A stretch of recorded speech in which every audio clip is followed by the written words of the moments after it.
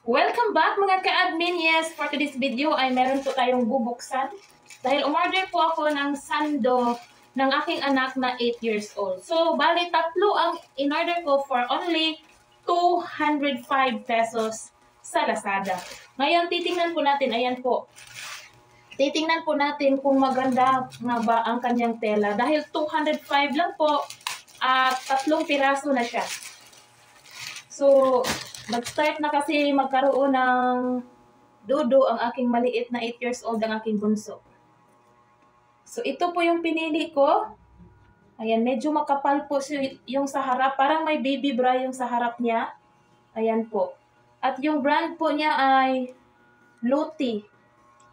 Pinili ko po small dahil meron naman pong description doon. Mamimili lang po kayo doon kung ilang taon ang inyong anak. So, 8 years old po ay small. Ayan, okay naman po. Medyo manipis nga lang siya.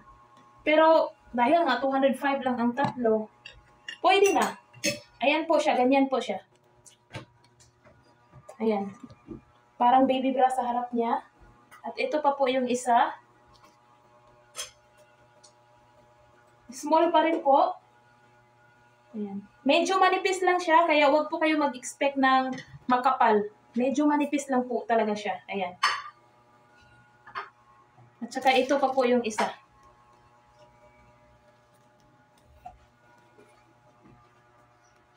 And then yung plastic po niya, nakatatak din po talaga is Luti. Ayan. I ordered it from Lazada. Thank you for watching and God bless us all.